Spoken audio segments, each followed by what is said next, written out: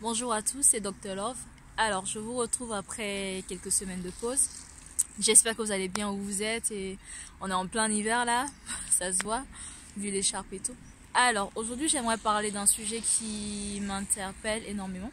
C'est un sujet sur lequel j'ai pris vraiment le temps de mûrir et tout avant de vous en parler.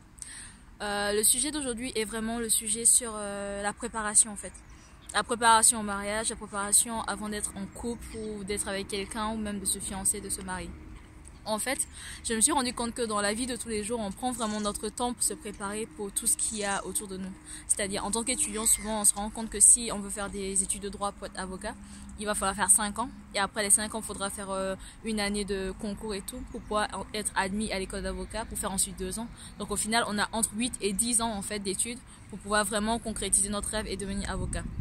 Et franchement, c'est vraiment super parce que on a tous besoin de, professionnellement d'avoir une expérience et tout, et d'aller quelque part en fait. Et finalement, si on regarde bien dans la vie de tous les jours, on est prêt à se préparer et faire ce qu'il faut et tout pour notre vie professionnelle, pour des objectifs privés, pour pas mal de choses.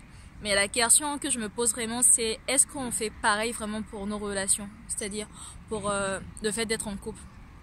Entendez-moi bien, c'est pas qu'on va étudier le couple et tout, mais c'est surtout que si on aspire vraiment à avoir une relation de couple saine, si on aspire vraiment à se marier et tout, on peut pas entrer dedans comme ça sans savoir de quoi il retourne.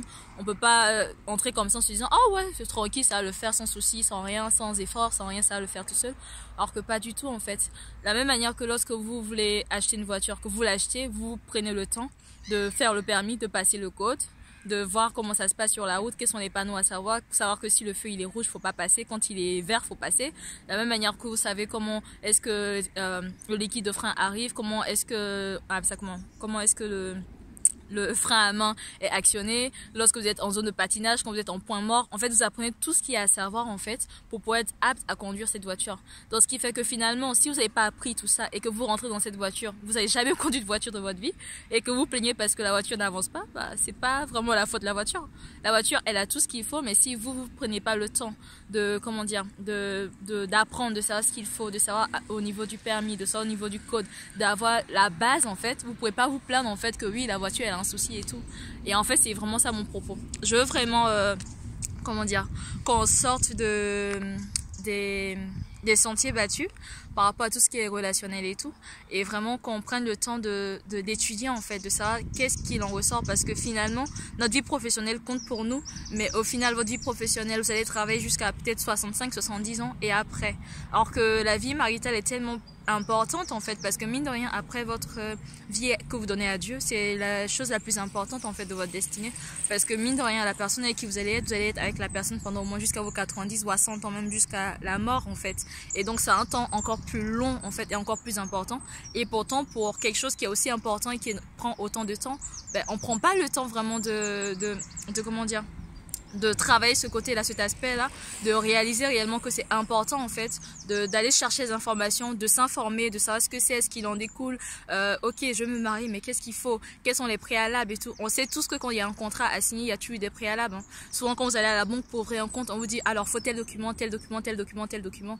Donc si vraiment même dans le monde normal, on dit qu'il faut tel document, tel document, tel document, ce qui veut dire que même pour se marier, pour être en couple, il y a aussi des préalables à remplir. De la même manière qu'un enfant, vous n'allez pas donner un enfant du feu, vous savez qu'il va se brûler, mais vous n'allez pas offrir à un enfant une voiture alors qu'il a à peine 5 ans, il ne pourra pas la conduire, ça sert à rien. Donc de la même manière, il y a aussi des préalables à remplir. Et vraiment ce que je veux travailler aujourd'hui, c'est vraiment, le côté spirituel. J'aimerais vraiment qu'on prenne le temps par rapport à ça aujourd'hui et qu'on en parle, parce que combien d'entre nous vraiment préparons notre futur couple dans le spirituel et dans la prière en fait.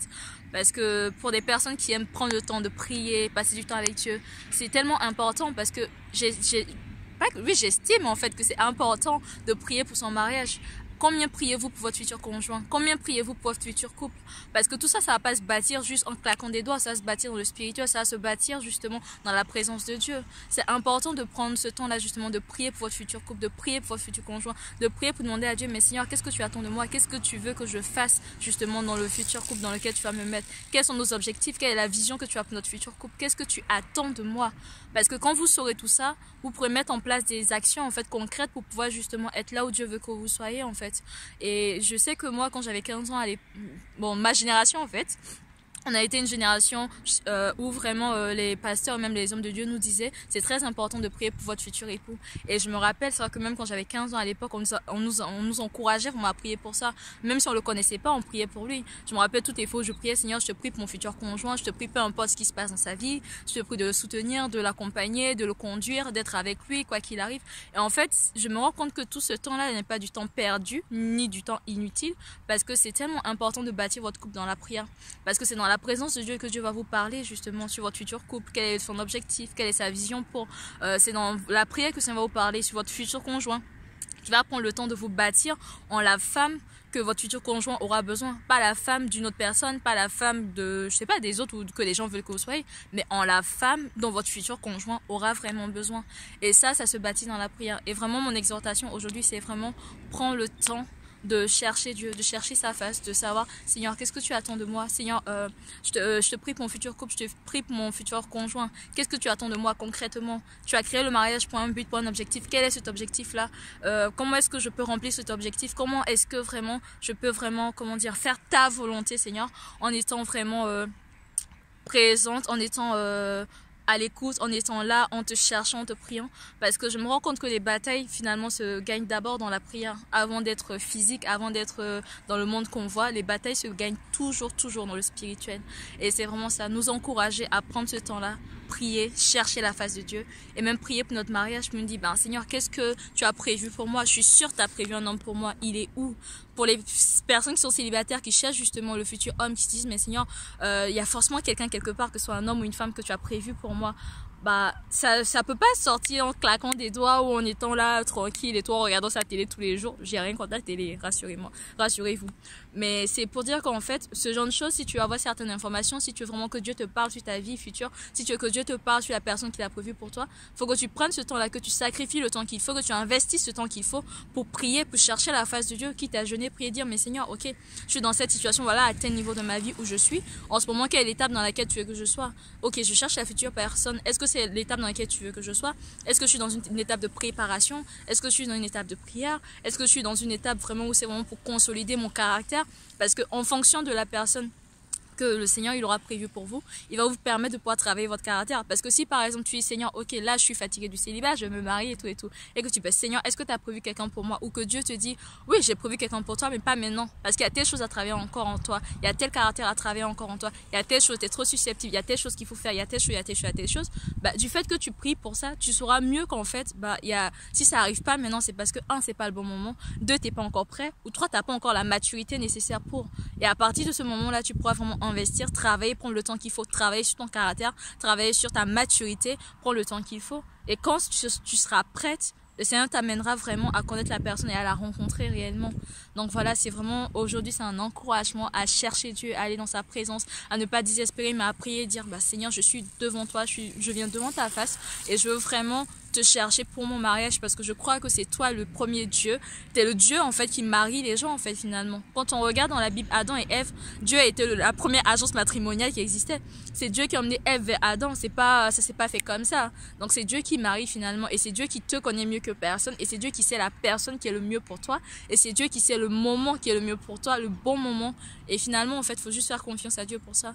Donc mon exhortation aujourd'hui, c'est cherche, prie, va devant la face de Dieu. Mets-toi devant Dieu et dis Seigneur, qu'est-ce que tu attends de moi? Prie pour ton futur conjoint, prie pour ton futur couple, bâtis ton futur couple dans la prière, bâtis ta future famille dans la prière, bâtis tout ce que tu as à bâtir pour ta vie future dans la prière d'abord, parce que les batailles les batailles se gagnent d'abord dans la prière avant d'être gagnées sur le vrai terrain, avant d'être gagnées dans la vraie vie en quelque sorte. Donc voilà. C'est mon exhortation pour aujourd'hui. J'espère que vous allez bien où vous êtes. Je vous souhaite de passer une super bonne journée, une bonne semaine et je vous dis à bientôt.